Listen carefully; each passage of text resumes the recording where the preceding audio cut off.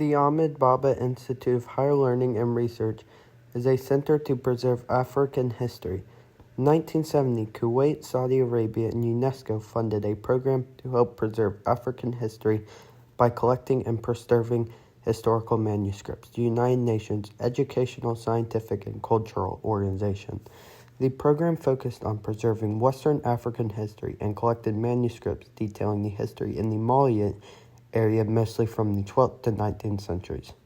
During the Mali and Songhai empires, the program began compiling and preserving manuscripts and documents collections written during its history. All manuscripts from the area period are called the Timbuktu manuscripts, the blanket term.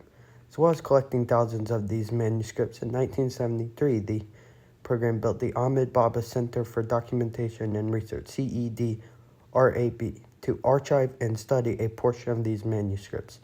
The University of Oslo and the University of Cape Town are some organizations other than UNESCO that have made programs to help find and preserve the Timbuktu manuscripts. Today, about 700,000 Timbuktu manuscripts exist. They collected most of these by buying documents from relatives of influential families in Mali. The Ahmed Baba Institute contains the largest collection today of 30,000 different manuscripts, but 3 other private libraries have been made programs to store their collections of Timbuktu manuscripts. These programs are also archive and study their collected documents. About 300,000 unarchived manuscripts are floating around the area in private smaller collections or native Malians' hands. The original center didn't put any manuscripts on display as it wasn't a museum.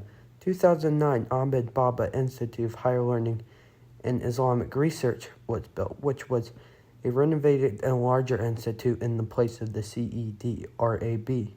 All the manuscripts stayed. The institute also had better storing and research conditions than the original center, but it also contained a small museum detailing some of the information in the manuscripts. South African and Malian governments provided $5 million to buy it, and a South African architect helped design it. Most manuscripts in the Timbuktu manuscripts were written during the Golden Age, the 12th to 16th centuries, Arabic.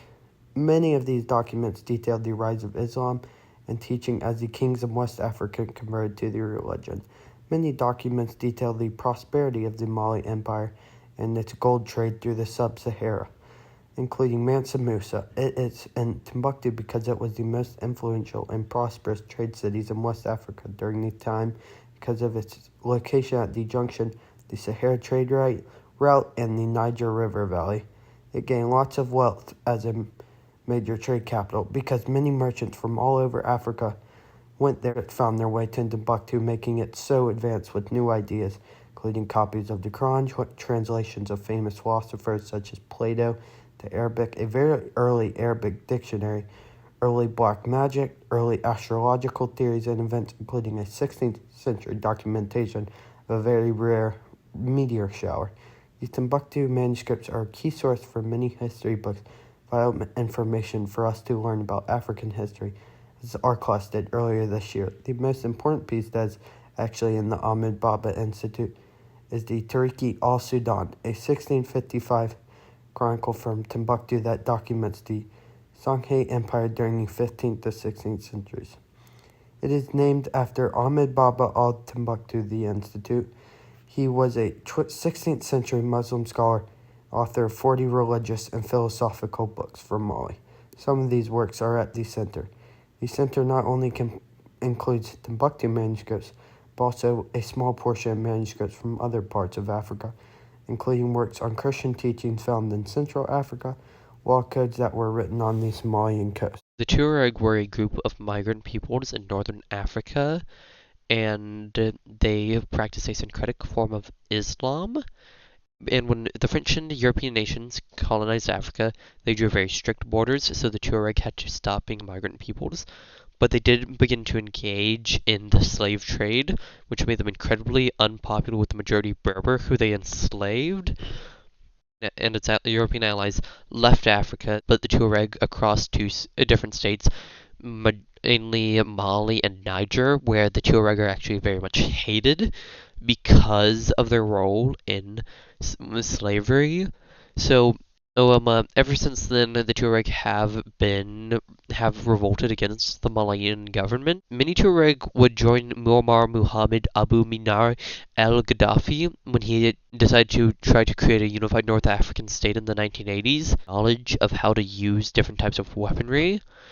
And then the biggest revolt came in 1990, where after decades of issues, particularly broken promises on the part of the Malian government, the Tuareg began a revolt peace treaty that had compromises on both sides.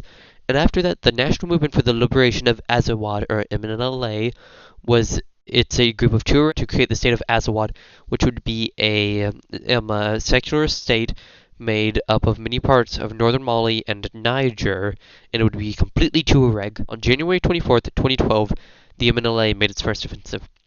This first offensive was incredibly successful, and the Malian army suffered heavy losses. After this success, many different other liberation groups joined in. Many of these groups were Islamic groups, and probably the most famous is Al Qaeda in the Islamic Maghreb, or AQIM for short. The AQIM has its early roots in the Algerian Civil War. In the early 2000s, the GIA had very low recruitment numbers, so they aligned themselves with Al Qaeda to boost recruitment, and they also adopted AQIM's anti-Western beliefs and began using more typical terrorist tactics such as suicide bombings. Several AQIM members would take control of large parts of Timbuktu, the capital of Mali, and they would burn anything that was idolatrous, which included statues of winged horse and non-Islamic temples. They also destroyed Malian government buildings, and they used the Ahmed Baba Institute as barracks. And then when they were driven out by the French military, they burnt the institute to the ground because it was considered idolatrous.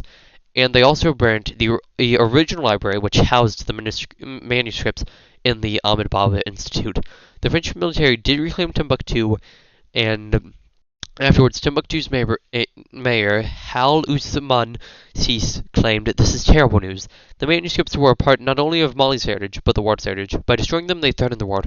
We have to kill all of the rebels in the north." The Preservation efforts have been going on at the Institute for a long time. Between cataloging and digitizing the manuscripts, the written history of Mali was kept safe in Timbuktu. That was until Al-Qaeda moved in. In May 2012, Al-Qaeda moved towards Timbuktu, creating many dangers for the manuscripts.